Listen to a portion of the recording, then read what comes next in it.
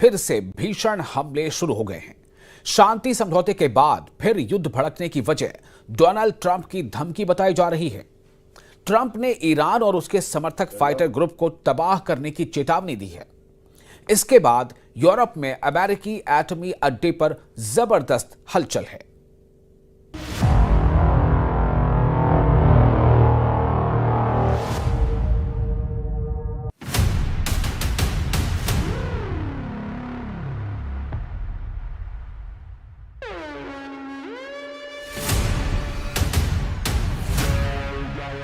Trump का ऐलान, जलेगा पूरा ईरान। 20 जनवरी से शुरू होंगे एटमी धमाके।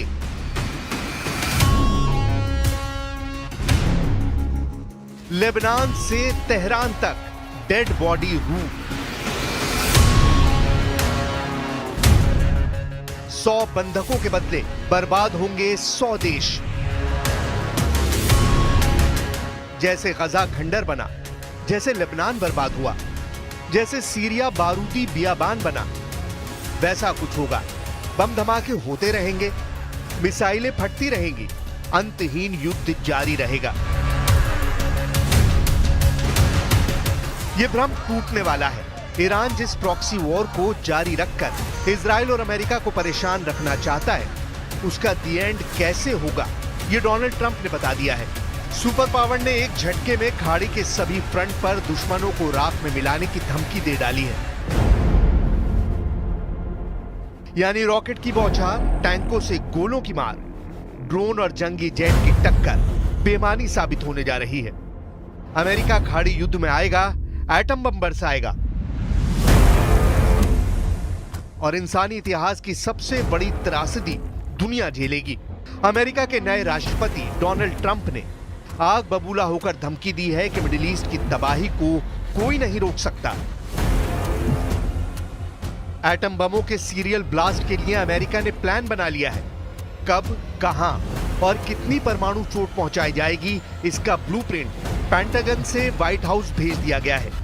एटमी अटैक प्लान को प्रेसिडेंट ट्रंप 20 जनवरी को साइन करने वाले हैं। यह जानकारी किसी और ने नहीं, डोनाल्ड ट्रंप ने खुद दुनिया से साझा की है।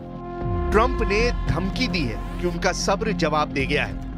इजराइल के दुश्मनों को सबक सिखाने के लिए अमेरिका अब सभी हदें पार करने के मूड में है। ट्रंप ने अपने बयान में कहा है कि अगर इजराइल के बंधकों को 20 जनवरी 2025 तक रिहा नहीं किया गया तो मध्य पूर्व में तबाही मच जाएगी। मैं उन लोगों पर सख्त एक्शन लूंगा जिन्होंने मानवता के खिलाफ ये अत्याचार किया है। जिन लोगों ने ये किया है उन्हें अमेरिका के इतिहास की सबसे बड़ी सजा दी जाएगी। सही समय पर एक्शन नहीं लिया गया तो अमेरिका ऐसी सजा देगा जो आज तक किसी को नहीं मिली है। अमेरिका के सभी टारगेट सेट हैं। इजरायली नागरिकों को बंधक बनाने वाले हमास फर्स्ट टारगेट है। हमास के लिए इजराइल से युद्ध लड़ रहा हिजबुल्लाह दूसरे नंबर पर है। तीसरे नंबर पर हमास और हिजबुल्लाह की युद्ध में मदद कर रहे हूती फाइटर सुपर पावर के एटमी शिकार होंगे। अमेरिका इजराइल पर हमला कर रहे इराक के शिया मिलिशिया को भी एटमी डोज देगा। अमेरिका का 5वां और फाइनल प्रहार इन सभी फाइटर ग्रुप के सरगना ईरान पर होगा। असल में ईरान समर्थक फाइटर ग्रुप लगातार अमेरिका को चिढ़ा रहे हैं। सुपर पावर को भड़काने के लिए हमास ने बंधक बनाए गए अमेरिकी नागरिक के प्रोपोगेंडा वीडियो रिलीज किए, जिसे देखने के बाद ट्रंप का गुस्सा 7वें आसमान पर पहुंच गया।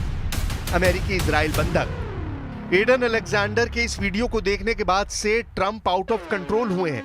קוראים לי עידן אלכסנדר ואני אסיר בשבי החמאס יותר מ-400 אבא, אני קרוי סבא סבתא. כל יום שעובר הכאב מבפנים גודל. אני מתגעגע אליכם מאוד.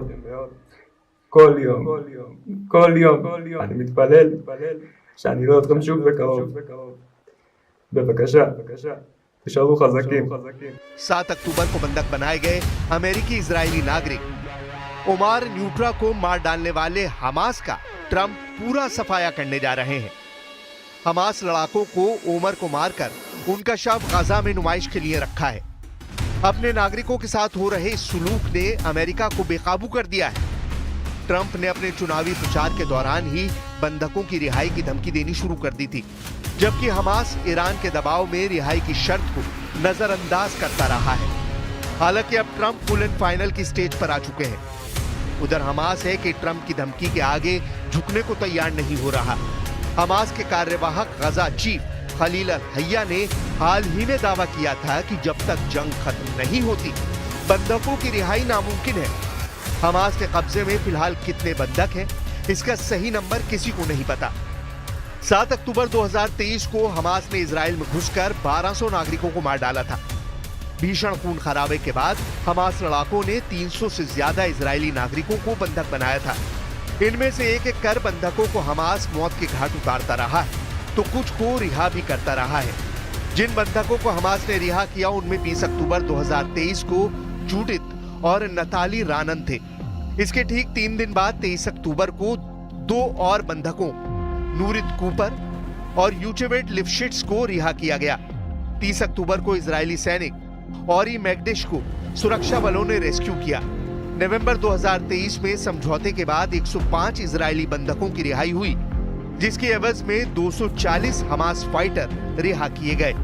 माना जा रहा है कि अब भी 97 बंधक हमास के पास हैं, जबकि इजरायली आर्मी के मुताबिक इनमें से भी 35 बंधकों की मौत हो गई है।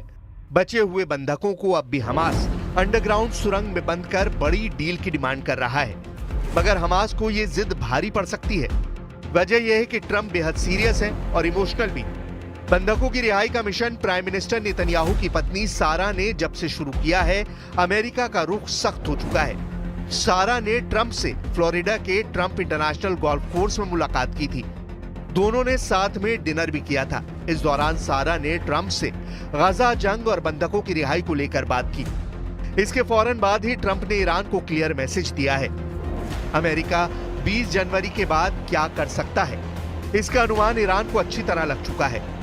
लेबनान से आई इन तस्वीरों को देखिए। ये इजराइल के chief of staff lieutenant general Herzi Halevi हैं, जिन्होंने दक्षिणी लेबनान का दौरा किया है। हिजबुल्लाह के गढ़ में हलेवी के पहुंचने को बड़े संकेत के तौर पर देखा जा रहा है। इजराइल ने हिजबुल्लाह को बेदम कर दिया है। लेबनान के बाद ईरान की तबाही का रास्ता तैयार किया जा रहा है। इजराइल वॉर प्लान रेडी करने लगा है। खाड़ी देशों में मौजूद अमेरिकी सैन्य ठिकानों पर युद्ध की तैयारियों में तूफानी तेजी आई है। सुपर पावर चौतरफा मोर्चेबंदी के बाद एक्शन में आ सकता है। अमेरिका के लिए ईरान को परमाणु धमाके से दहलाने में ज्यादा सोचना भी नहीं पड़ेगा। साल 2021 में दी गई जानकारी के मुताबिक अमेरिका ने यूरोप में 5 नेटो सदस्य देशों में अपने एटम बम तैनात कर रखे हैं। 6 एटमी ठिकाने पर अमेरिका के 100 एटम बम की तैनाती है। ये बेल्जियम में क्लैन ब्रोगेल, जर्मनी में बुचेल एयरबेस, इटली में वियानो और घेड़ी एयरबेस, नीदरलैंड में वोल्केल एयरबेस और तुर्की में इंसिडलिक बेस है। सुपर पावर के ज्यादातर एटम बम अंडरग्राउंड बेस में रखे हुए हैं। इन बमों के इस्तेमाल में जिन हथियारों की जरूरत है उनकी भी लोकेशन यूरोप में है। F-35A, F-18 सुपर हॉर्नेट जैसे जंगी जेट से अमेरिका जब चाहेगा खाड़ी में न्यूक्लियर धमाके शुरू कर सकता है। दूसरे प्लान में ईरान और उनके समर्थक फाइटर ग्रुप को समंदर से बर्बाद करना हो सकता है। अमेरिका के जंगी बेड़े दुनिया भर में तैनात हैं। इन जंगी बेड़ों को समंदर में चलता फिरता एटमी बेस कहा जाता है, जिन पर न्यूक्लियर मिसाइलें लोड रहती हैं। अमेरिका दूर बैठकर भी मिसाइल धमाके से खाड़ी के वॉर जोन को खाक में मिला सकता है। अमेरिका ने इतिहास की सबसे बड़ी सजा जापान को दी है, जहां सिर्फ 2 एटम बम के धमाके से ऐसी तबाही मची जिसकी त्रासदी आज की तारीख में भी जापान को रुलाती है। खाड़ी में ट्रंप ने एक बंधक के बदले 1 एटम बम का हिसाब लगाया है। ऐसे में 100 परमाणु बमों के ब्लास्ट के साइड इफेक्ट 100 से ज्यादा देशों को झेलना होगा। जाहिर है ट्रंप की धमकी को हल्के में लेने की भूल ईरान नहीं करने जा रहा। न्यूक्लियर युद्ध में अमेरिका से जीतना फिलहाल किसी भी महाशक्ति के बस की बात नहीं।